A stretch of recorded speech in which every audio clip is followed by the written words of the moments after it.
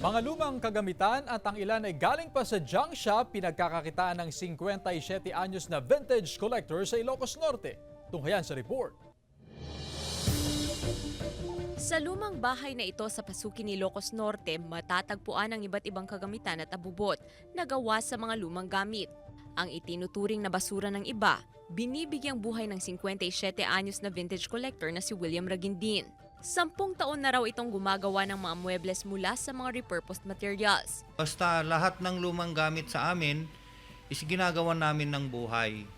Nire-repurpose namin lahat para hindi mawala sa istorya ng ating lipunan. Puno rin ng biomorphic art o abstract ang mala-exhibit na bahay ni William.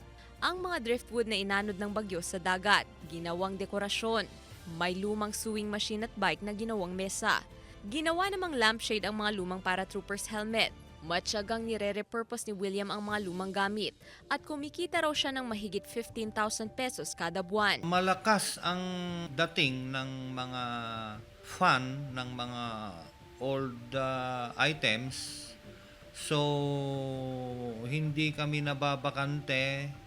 Meron palagi kaming nabebenta o bisita. Pinaka-iniingatan naman ng vintage collector ang kanyang 1970s na turntable at stereo set, Willys Jeep at military bike.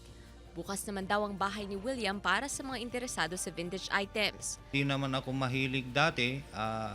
Nagawi lang ako sa luma. So yun na yung passion ko, tapos ginawa kong hanap buhay.